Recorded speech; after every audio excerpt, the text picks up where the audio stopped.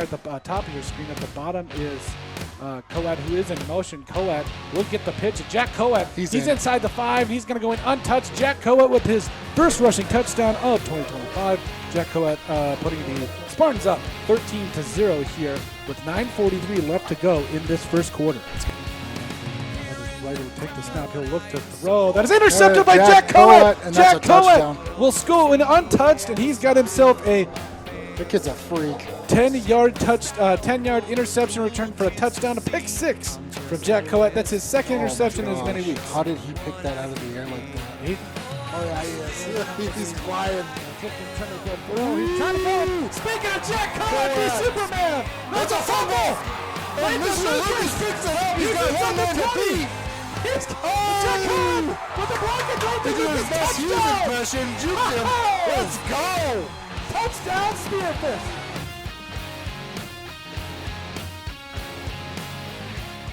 Hey guys, welcome back to Odrick Sports. Today I'm here with Jack Coauette, a recent new D2 signee with the University of Jamestown. Mr. Coauette, thanks for joining us. Thank you for having me. I appreciate it. So, once again, congratulations. That's awesome. You sending the letter of intent. And first off, what was the recruiting process like? Well, it was very fast. I just remember I didn't want to really focus on it during the season because I was really focused on just the team and taking it not for granted, but just really like taking each moment for what it was. So I waited till the end of the year to kind of start my recruitment process, and I just was surprised how fast it went and how quick the decision came up. So, well, and do you feel like, as you went through the process, like, I know you said it went fast and everything, but, what was it like trying to, talk to each team and kind of to see how they could best fit with your skill set? Yeah, well, I remember talking to schools like Mount Marty, and they wanted me to play offense, and I love that as well. I think that was mostly because of the Yankton game, but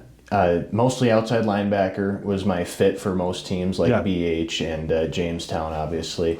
Makes sense. Yeah, it was really cool meeting all the coaches. I loved every coach I met. I loved talking to every single person who recruited me, and I just really appreciated all their time. That's awesome. Well, and I feel like there's not a lot of athletes out there that actually, not necessarily not appreciate, but when they go throughout the process, it's just like talking about offers and all that stuff. But it's awesome that you, it sounds like you took every little bit out of the experience. Yeah, totally. I mean, I could not have, written up a better process for myself. I think it was perfect for the way I operate, going out on road trips with my grandpa and going and seeing these schools and just really living in that experience. And I didn't think I was going to be able to do that last year. You think of to my junior season with the injuries I went through, I didn't think I was going to be able to get to that point. Yeah. So I thank God every day that I was able to, go experience that and then eventually, sign at Jamestown. That's awesome. And so obviously you had your last 2 years here at Spearfish. But you started in Minnesota. Yes. What was that process kind of like, and how do you think it kind of helped get you to where you're at today? That process was big for me because I had lots of players around me that were going to play at places like Northern Iowa and then Mankato State, Minnesota Duluth. So I had that, I had that environment around me where I was seeing what it was like to be recruited. I was seeing what it was like for people to come into the weight room and watch you work. And I think that really is good for me because when I came here, I was just able to, continue that process. Yeah. And I knew what to look for. So I think that was I love my time in Minnesota, and I think that helped me so much on the way here. That's awesome. Well, and now what was it like, getting to Spearfish, getting to a new place, and kind of like, not having to make a name for yourself, but having to find a way to integrate and then also, just but how was that? What was that process like? It was a tough one. Yeah. It was really tough because I came here at the start, almost like the start of August. Yeah. So we had a game later that month. Yeah. So it was tough to get integrated. Yeah. I knew I would be able to play the first game. I knew that. I didn't know that the first game would go as great as it was, but that T game will live in my heart forever. That was one of the best days of my life. Yeah. I could not believe how awesome that was. Because everybody, when I came from 6A football in Minnesota to 2A football in South Dakota, they all were like, the crowd's not going to be as big, or there's not going to be as much, competition. That's the misconception. There's so much competition in AA football in South Dakota. So I'll always remember that touchdown pass to Thomas. That is probably my favorite play ever. It'll always just be right here. It was the best. That was the best moment of my life up to this point. So it's so good. But that, especially with how tough that last month was to get into it, that payoff was so good for me. And I think that was the best part of it. Well, then I feel like too that was kind of a foreshadowing of what we would see, obviously, with you and Thomas. Obviously, you moved receiver this year and tight end, but I really felt like the more we watched you, we didn't just watch you develop as an offensive piece. This year, you really turned into a standout outside linebacker, which obviously helped Spearfish and everything. But what do you think were some things that you took away through your 2 years in Spearfish? Oh, I think resiliency is the biggest thing. We have the R factor, and I was lucky enough to be voted by my teammates and to win that award at our banquet. And I would rather have that award than I think anything, because that really, I think, shows what it means to be a Spartan. Yep. It's resiliency. I mean, you look back at a few years ago, we weren't winning any games. And when I first came here, everybody was talking about the peer game from, I believe, 2019, where it was 103-0. And it's just about being resilient. We're resilient as a town, we're resilient as a people, and we're resilient as athletes. So I think the biggest thing I'll take away is the resiliency piece. Yeah. Well, and again, I hate to shine a light on, but you talk about the injuries and everything you had to put up with. Yeah. Obviously, your junior year, going out, midway through the season, coming back and playing peer and everything. But I feel like you did so much more from like a teammate standpoint. Like, everybody, we talk about, everybody loves you, man. I think, Appreciate that. And it's, you're a good kid. And I think overall with what the character development that we saw, that we already had, but the player development too. How do you feel like, the community of Spearfish maybe helped in that? Oh my gosh, I can't even get into that. They were so great all year. Just coming to every game. They stuck around until midnight to watch the Mitchell game. And they were so ready to have, a team that can compete. And that was really important for the people. And you can see that even with our student section, they came to every game, they were loud. So I think just knowing that they were so involved and so, ready for that helped us even more, just to know that it was our job to win. And I think that was big. Do you think that now when you were going from quarterback to linebacker to all these different things, like how do you think that prepared you to play for college? I think it helps me, especially on defense, because now I know what to look at. Like the biggest example of that was in the Watertown game. Late in the game, I saw the quarterback look out to his dubs on the left. So I took just a step outside. And when I took a step outside, because I know when I'm a quarterback, if I'm going to throw the ball, like you have little tells. Yeah. So if I saw him look out and I was like, I got to get over there, I just got to take a step to the side. And because I took that one step, I was able to get that interception. So if I'm one step out of position, I don't make that play. Yeah. Like one example of me not being in the right position is in the Huron game. So I took a drop in the Huron game and the ball just tips off the tips of my fingers. And then they actually catch that on third down. Yeah. And that was a really demoralizing play for us. Yeah. But like if I could take that time back, like I would just get in that position like I did in the Watertown game. Because if you look back at that on film, you can see his eyes. And I should have known that from being a quarterback. But I corrected that in the Watertown game right after. And got a pick. That was probably one of my favorite plays all season. So it's that's just one thing of how being a quarterback can help you play defense. And then on offense, like I know when I would always hate it when I'd roll out and if there's route concepts going to the other side of the field, we don't have, receivers coming back. Yeah. So whenever Thomas would roll out to his left, I'm the X receiver, so I'm on the left side of the field. Yeah. I just, come back towards Thomas. And that's actually how I got quite a bit of my receptions because I was just in the spot where Thomas could, give me the ball. Just coming back to the ball. Yeah, I think that was the biggest thing. Well, absolutely. And I feel like just in terms of like progressions, in terms of reads, like and as an outside linebacker, you're going to be asked to be out in coverage. You're going to be asked to pressure the passer, go after the passer. I feel like that really came alive for you. Like you were able to, because you were a quarterback, obviously it helped you with coverage and all that. What's it going to be like, hopefully going after quarterbacks and kind of working on the pass rush side of your game? Yeah. Well, I think the pass rush side is something I need to work on a little bit. Now, this year I was grateful enough to have 6 sacks, which I believe was a single season record for Spearfish. But that, knowing what I have to improve on, it makes me actually excited. Yeah. Because I know I can get better. Yep. But like working with guys like Asher Peel and guys like Zaya Torpy, Skylar Bryant, like I can get better by working with those guys. So they're so good. Yep. They know exactly what they're supposed to be doing. And when I can, just work that stuff, like work my dip and reps, work my swim move, and then also dropping back into coverage. Like I'm grateful enough to be playing in the All-Star game this summer.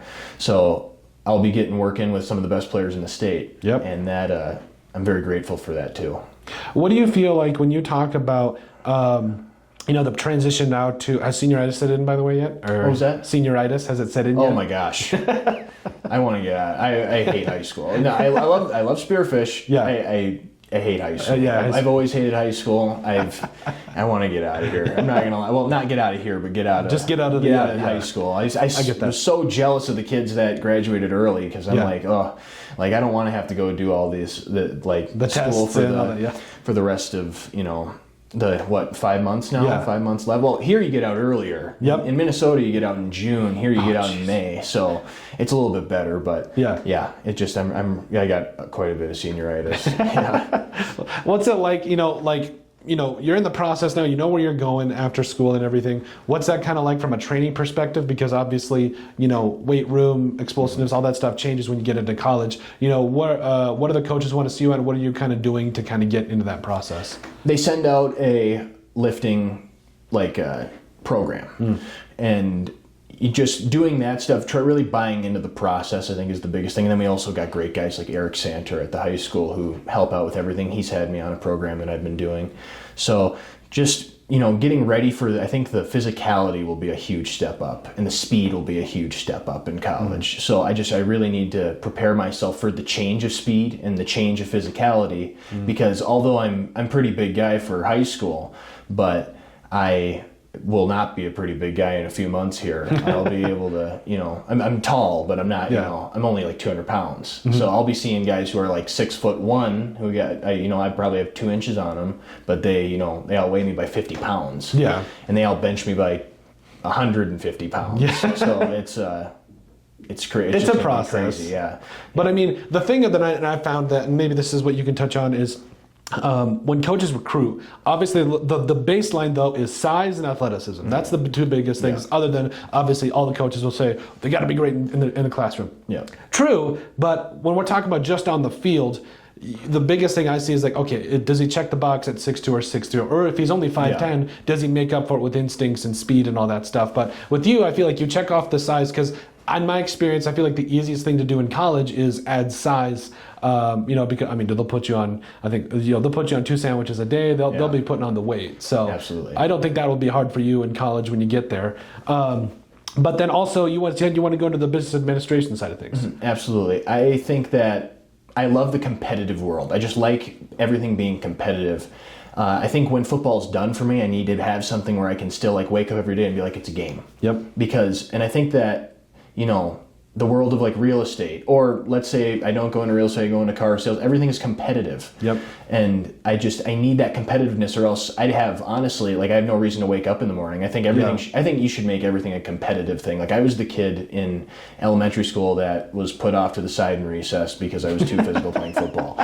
And that, I thank God I was that kid though. Yeah. Even though that might have made some people not like me very much in elementary school, but I mean, they'd like me now. Yeah. But it's going into being an adult now. I turned 18 on Super Bowl Sunday, and I realize now that I see people that are 10 years my senior, and I just see they don't want to wake up in the morning. They don't want to go do anything. And I just think that you need that competitive edge every day, and I see it a lot with athletes. Yeah. A lot of the time, athletes will go into something that doesn't fill the void. Now, nothing will ever fill the void of football, I don't think, for me. And that's always what I get told. Once it's done, it's done. But you have to do something competitive to try and fill a piece of yourself, because you've done something competitive since, me, I've been playing football since first grade. So I need to do something competitive, or else I'll go nuts. Yeah. I get that. Yeah, absolutely. And you with Odrix to media, it's competitive too. So yeah. Well, and I feel like too. I mean, that's just sets you up for life. I feel like that there's so many. And that's the one thing I love about football is there's so many life lessons in the game. Like you can do everything right, you can play your hardest, your teammates can play the hardest, but I mean sometimes things can just not go your way. And I think that's the biggest those are the biggest lessons. For me is just being like, okay, well, part of that is like learning what I could have done differently, but also learning to let things go. I think that's something that. But overall, I definitely think that the business that's interesting, especially how football kind of correlates with that and everything. Yeah, absolutely. And I think the best part about football is also the worst part. It's the idea that you can always do your best, your job. Yeah. And you still might not get there as a team. Yeah. Or your team can do everything at the best possible, and then you make a mistake. Yeah. And then the whole game goes kaput. You guys don't win. Yeah. So I think that's also the beauty of it, though, because when you guys do mesh together, when you guys do work together, and you're synchronized. Yep. That's when you guys are dominant. Yeah. And I mean, you look at teams like Pier, and they're all synchronized, and that's why they win. That's why they've won the last 9 out of 10 state championships. Yeah. That's insane. I can't believe that, but. I mean, that's why you just look at a team like that and you're like, that's a really good football team. Like, I remember when we played them after, you could just kind of, when we were walking back to the locker room, we're just like, that's a really good football team. Yeah. So, yeah, they're really good, just a really good football team. I can't even, I can't give them enough praise because I thought they were good ever since they picked me off 4 times my junior year. So, That was the biggest wake up call of my life, probably. The caveat there is those you hadn't played like pretty much like 5 or 6 games, so you're just kind of coming back. Yeah, and then we didn't know I broke my neck until I tried to play basketball that year. So the first time, obviously, when I went down in Aberdeen. Yeah. I went to the hospital that night because I went into cortical shock because I had a compression of my spinal cord. Oh, shoot. So I had motor functional problems, like my hands were in like balls, like I had basically my hands were like a fist because I couldn't feel my fingers, and then my right leg was giving me lots of problems. But I was able, with a lot of lying to my athletic trainers, which I don't encourage that, but with a lot of lying to my athletic trainers, I was able to find a way to make myself think that I was all right. Yeah. You know what I mean? Yeah. Like I could think the mental part is so big. Yeah. But with me thinking I was all right, that led to me not being the same player, and if I could do it all over again, I'd do it exactly the same, because that game needed to happen for me. Yeah. Or else I would not have all off season been working to get back to not only what I was, but be better than what I was. Yeah. Because if I would have come out there and I would have been good enough in my head, I would have felt like I didn't need to. How do I say this? I feel like I wouldn't have needed to go as hard. Yeah. But that game, I replay that game all the time. Even till this day, I replay that game all the time. Because that was the moment, that was the only moment in my life where I felt like other people around me, like, doubted me. Yeah. And because of that, I felt like that was where I had to, flip a switch and get after it. Yeah. And that was a very big moment in my life. Well, and I also think a part of that too is realizing, like, and this is one of the things I love you did, later in the season was you had a guy like Thomas Hughes come in, and obviously you guys kind of flip-flopped between quarterbacks, and that kind of made it tough for opposing teams to scout you too. But there was a point in time, especially this start of this year, where you were like, hey, I know that what's best for the team potentially is letting Thomas play, and I think that was such a big character move, and I think a lot of people appreciated it, because I think then people were actually able to look like, okay, Thomas is going to be the guy. You'll be there to help out, and maybe some trick plays there. Yeah. But we had one where we should have. Now, see, I love Ashar Hodges. He's like my favorite person in the world. This play. I love him. But now, see, this is the best story ever. I'm going to say. So we're playing Aberdeen Central. It's homecoming. He's the homecoming king. You remember this because we listened to it. But so we're running. We have a package called King at the goal line where. But then before I separated my shoulder, we were like, okay, this is what we're going to do. I'm going to snap the ball, and I'm just going to kind of dive in the end zone. Yeah. Because we would just pinch down, and then we'd go over the top. But we had a play. It was a pop pass. Yeah, I know. So we go, and we were going to throw it. We put it in on the sideline, and he was so excited to do it. We throw it, and it's right here, and he drops it. But he didn't get the memo that we had a guy downfield. So there was a flag for a legal man downfield. So it wouldn't have counted anyways. But so I forgot who it was. I think it might have been Skylar or Zaya. Yeah.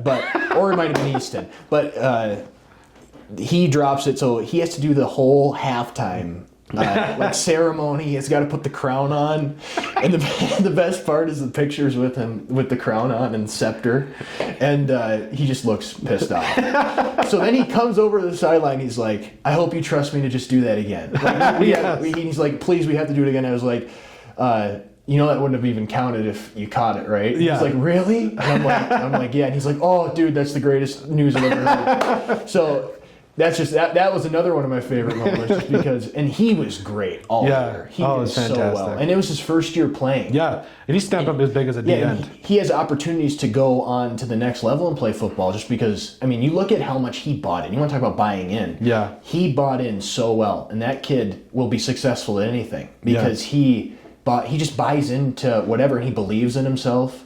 And he played He played tight end for us. He played D line. He played O line. Yeah. And he did it all very well. Yeah, and it was he looked natural. He and did. That's the hardest thing. I mean, when you first get out there, the hardest part for football is knowing your job. Yeah. I think once you know your job, that's when it gets really good and easy. Yes. Well, not easy. It gets, I do my part, those 10 guys do their thing. And this is why I always say I was the luckiest person in the state. Because if you look at what we had on the strong side of the field, I was playing outside linebacker, Asher Peel was playing defensive end on that side, and then we had Lathan as our middle linebacker towards the strong side of the field. Yep. So my job was just, if anything gets out here, I'm going to, keep outside contain and funnel it back towards those two monsters. And then, I did my job. Yep. So I had a really fun one. Yeah.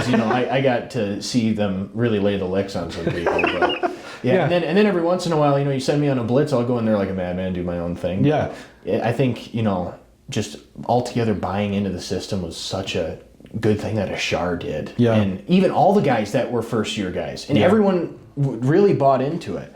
So, and then going back to what you were talking about with like Thomas too. Yep. I think the biggest thing with all that was just trusting that, I always have trusted Thomas. I've always thought Thomas is just a really great person. Yeah. Above being a football player, I've always thought Thomas is a great person. He's always, we have a personal finance class together right now, and I'm the type of person that, if you give me a big assignment, like a whole page assignment for a class that I love personal finance, but it's not number one on my priority list. Yeah. So if it's due like a Friday and we get it on a Wednesday, I might do it Wednesday night, and even if I have time in class. Yeah. Thomas will be the person that's like, he keeps you on track, and that's what you want in a quarterback.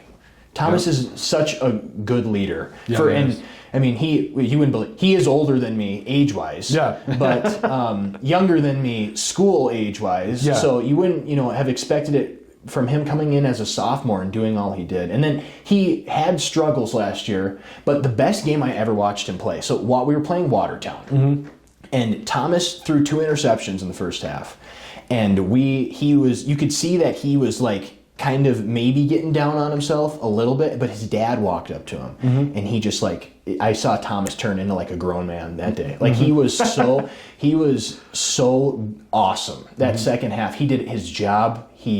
There were plays that were broken plays, and he just completely was like, okay, we're gonna play backyard football and we're gonna win, and he led us to that win. And that from that moment on, I mean, Thomas has just been like, he's been a grown man out there. You watch it this year, he was unstoppable. Yeah. And everybody always would talk about how Thomas, he couldn't throw. The big thing when I first came here was, you can throw better than Thomas. Yeah. And that was like that was what people thought. I still think I can. I'm just going to say, but he won't believe. Well, he might. Actually, he might admit that. Yeah. But the thing is, Thomas will make the throws when it's big time. Yeah.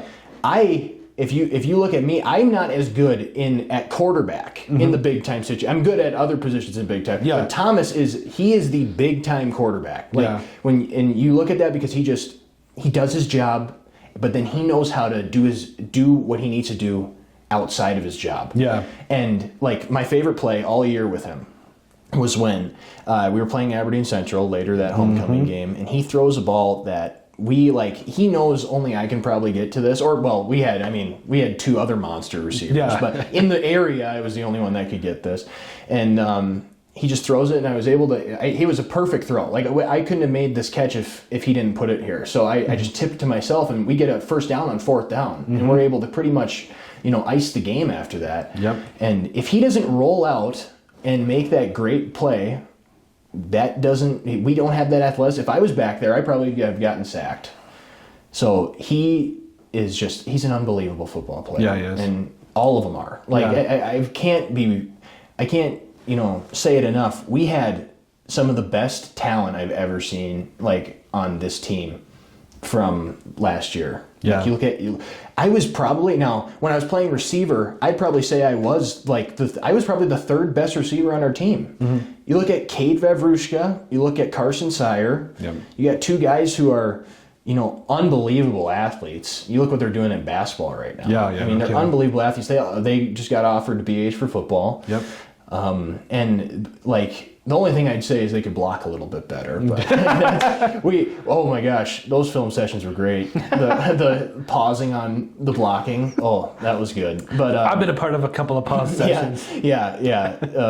But they're unbelievable athletes, and they're unbelievable people too. So I was very thankful to be on this team. Yeah, absolutely. A lot of great memories and a lot of big things coming your way, man. And obviously we wish you nothing but the best from here at Oldrick Sports. I appreciate it. Thank you. So congratulations again. Thank you for joining us, and good luck there at Jamestown. Yeah, thank you very much. I appreciate it.